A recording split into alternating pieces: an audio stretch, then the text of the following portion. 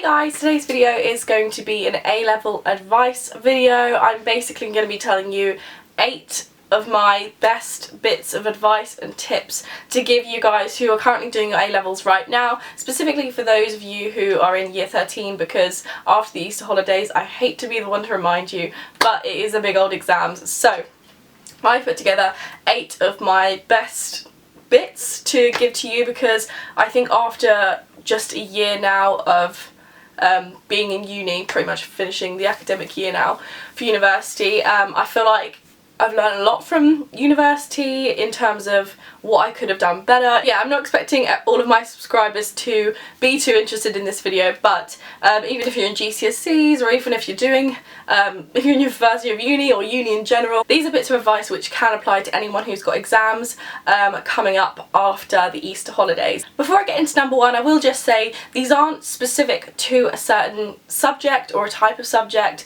I have made them as general as I possibly can. However, some of them, which I will mention, are a little bit more specific to like an essay-based subject. Okay, so the first and potentially the most important bit of advice I could give is to redo past papers as much as you possibly can. Nothing can take away from the stress of an A-level exam, any exam in particular. They are stressful, they're not easy for a lot of people. However, I feel like when you do past papers, you definitely minimise how stressful that exam is going to be. Because if you think about it in a logical way, if you're used to something, like if you're used to doing an exam paper, when you actually go and do the real thing, although it is going to have a lot of pressure on that day, it will be a lot less stressful. This is besides the obvious point that it's a good revision method. You can actually see what the examiners have put into their past papers over the past few years, but I found the best thing for me in that sense was that I felt a little bit less stressed when it actually came to the exams. I feel like it's good to get yourself into a routine where you think you've done your revision, then you have to do a past paper as well. I think it's just good to do on top of your notes or on top of any other revision you like to do, because it kind of applies everything you've learned onto a paper rather than, you know, having all these notes in your mind and potentially getting jumbled up. But when you're applying it to something, it kind of makes it into reality. So my best advice is to do as many past papers as you can. Now, my second bit of advice is to make a syllabus checklist. I would put this above making a revision timetable, above everything else that you kind of are advised by your teachers. I remember I watched like a video of me in like year 12 like a few weeks ago, and it was embarrassing to watch, but I kind of got what I was saying. I was talking about how I feel like I'm finding it hard to, you know, revise for each subject, and I feel like there is a lot going on, but I don't really know where to, like, I don't want to put all my eggs in one basket of English if I'm struggling with it, and then ditch sociology where I actually still need to do a revision. Point is, I wanted to make sure my time was evenly spread across all of my subjects, and I feel like although other things like timetables do help with this, a syllabus checklist is so good for it. So families and households is a section, but I would say like the subtopics or the topics in general within that I would make a checklist of.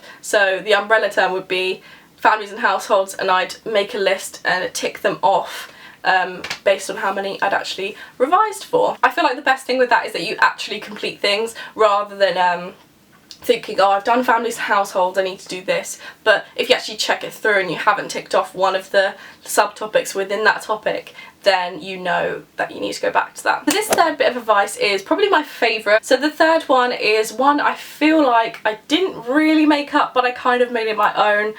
Basically what it is to summarise your topics by post-it notes. Don't get me wrong, I am one of those people who writes pages and pages and pages of notes just because I feel like writing it out helps me remember. However, in things that are very content heavy, so subjects like sociology, psychology, history, I feel like my problem personally was just condensing that to be able to remember it for an exam. So when I come into an exam hall, I tend to have like a visual image of what my textbook says or what my notes say. If it's in a physically smaller space, it's a bit easier to remember.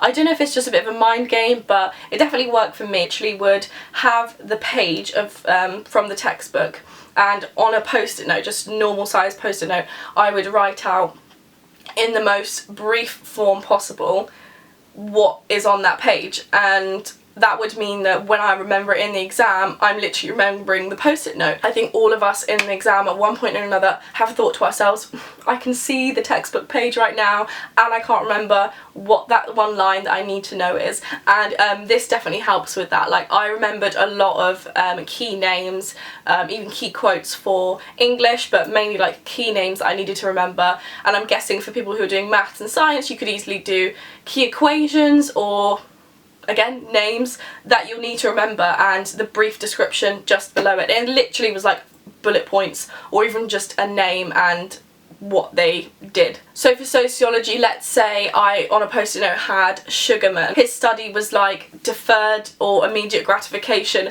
I would literally just write Sugarman, deferred and immediate gratification. If you're looking at the summary yourself and you're reading it and you just think, what's that again? It's literally on the same page, so it's not like you have to like flick through your notes and figure out what one thing meant or another. It's all on the same page, but it's just condensed into a smaller space, and I feel like it kind of tricked my mind into remembering a lot more, so hopefully you guys find that works too. So my fourth tip is revision timetables, and I got told this a lot by my teachers, and I think it was mainly for year 12 that we were told to get into a good habit of sticking to a revision timetable that we made.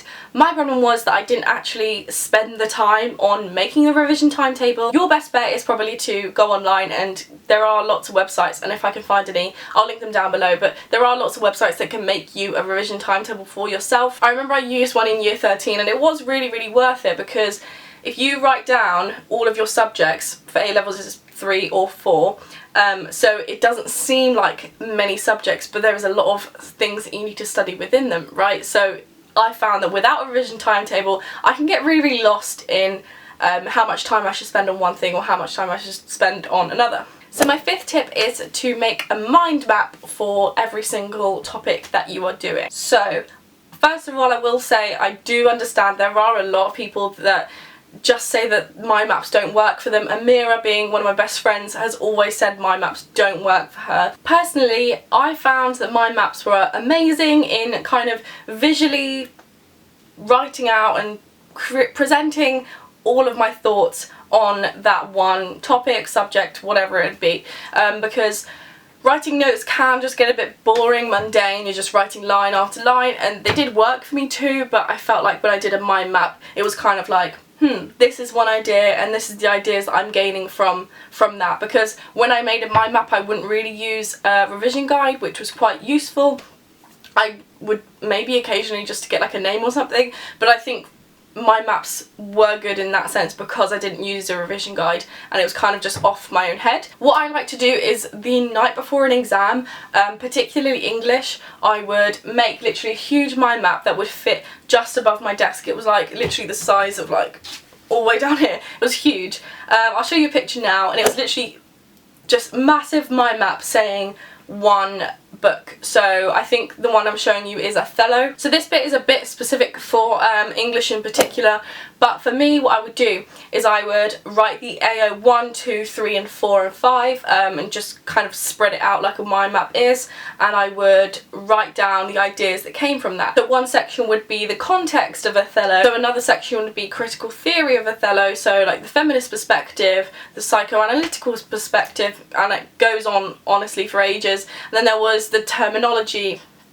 and different interpretations, so from a certain scholar or an academic person, they would write what they saw Othello as. So they would say Othello is a play about so and so. Writing them out like that was kind of like just, you know, getting my ideas on a page. In general, mind maps were great for me, and that's kind of how I split them up myself. So number 6 kind of links to that one. Sorry if anyone isn't really doing English or an essay-based subject, but this one I found was what really got me through the English exam, and it's also one point that I really missed out on the English exams. In the way that you find memorising things well, memorise the aspects that you need to remember within that exam. Sounds really obvious, but in an English exam you need to remember the aspects that you need to fit into your essay. With English you need to remember critical theory, a second perspective, context, you had to use subject terminology, everything that I kind of said from the mind map section, and you had to make sure that was all fitted in to the essay. So what I would do when I actually got into the exam, as soon as they allowed us to write on our papers and use our pens, I would write down the things I need to remember to write. So I found this in university as well, but I found that people who are good at English literature in particular, tend to find it very easy to like discuss a book without feeling like it's like in a bullet point form. It seems to just come very naturally to how they're explaining the context of something. Sometimes I found that quite difficult myself. I can talk about like the colour purple, the context behind it, Alice Walker, her background, etc. But then there were some aspects of that context that I'd studied that I just wouldn't remember that easily. So I would put that into the section just before I'd done the exam as well. Remember the aspects that you need to write into the essay before you go in. So that kind of makes things a bit easier for you. So when you actually get there and you're still writing the essay and you feel like you're forgetting something, you just refer back to the bullet points that you wrote at the start. Okay, so my 7th tip is to do your research and actually look into the grade boundaries of your exam papers. Now, I know that it does change from year to year, based on the exam paper, how hard it is. The grade boundaries for every single exam is different, and I completely agree that none of them are going to be 100% accurate. However, there is a big chance that the exam you're going to take is somewhat similar in terms of grade boundaries to at least last year's or the year before's, or any of the ones that you can actually get hold of online. My mistake was assuming that I was completely safe and comfortable in the grade that I'd attained. So A-levels are obviously hard, you have to work hard to get a good grade, and I did work hard to get those good grades, but my problem was when it actually got to me, you know, getting a good grade, getting an A, getting consistent A's in English, it was me thinking that I was, you know, safe in that grade that made me slip down to a B when it came to the actual results. Like, don't get me wrong, I did actually know that I wasn't like a super high A, but I just thought to myself, well, I've got an A now. My mind obviously wasn't that simple, but I mean, when I thought about it, I really didn't like recognise how you can drop a grade within a heartbeat, because after looking at my results, like the breakdown of my marks, which I'll link in the video down below, but after looking at the breakdowns of my marks, I was so close to each and every next grade. So for English, I remember I got in my papers an A, an A and a D, and that D paper was one that I really wasn't expecting to do badly on. If I just, you know, done a bit better on that one D grade exam, I could have bumped it up to a C or even a B, because I was only a few marks off, and then, you know, things would have been different and I could have gotten a better grade. It's better off knowing, because then you can actually work harder to make yourself stronger, like a stronger A or a stronger B or whatever grade you are. It's definitely better to be stronger within that grade than, you know, weaker and actually drop down a grade when it actually comes to the real thing. So this last tip, number 8, I feel like it is one that is very easy to do, and you can do it even if you haven't revised that day. My tip is to watch a video, so a revision video, or even just read your revision guide just before you go to bed. As soon as you've watched it or read it, put it down and go straight to sleep. I have no idea if this has been scientifically proved to work, but I know that every single time I did that, I felt so much better. And in the morning, and also just going to bed, like the ideas that I was thinking about when I was reading or watching the video, I would then think about writing up until the point where I actually fell asleep. So although it's not been proven, I really haven't looked into it, it might have been, but I feel like that was something that definitely made me feel a lot more confident. And also that's good for like the day before your exams, because you really don't know like when to stop. Like you're literally like, I feel like I should do a bit more, it's my real thing tomorrow, what do I do, how do I kind of like, you know, conclude this whole, you know, revision day, or even if you haven't been revising, fine, how do you conclude your day in the most productive way possible? I found that it was by watching the video or reading like a summary. So those are my 8 best bits of advice I can give to you guys who are doing your A-levels right now. I know it's probably not that nice to, you know, hear from me who gives you like beauty videos every week and fashion videos every week. I know that a lot of people actually do come to my channel just kind of as like a little breather, so they've done the revision for the day and they want to just kind of watch a bit, you know, relaxing video, nothing too stressful. But I don't want this video to stress anyone out. I just kind of wanted to like put my 2 cents in and, you know, give advice that I wish that I had when I was in that position. So let me know what other videos you'd like to see, and if you would like any other tips or specifically for a certain subject. I didn't talk about art based subjects, like I done photography. I didn't talk about that today because that's something that's coursework based, and I could do a whole separate video on my GCSE and A-level coursework. I could show you it if you'd like. I think next week, because I've got a 21st I'm going to, I might do like a get ready with me and the makeup I'm doing, hair I'm doing, outfit and everything, because I'm so excited for that. So I'd love to show you guys what I'm wearing and what I'm going to look like. So thank you guys for watching, and I hope you all have the best week ever. And happy Easter to everyone. Bye.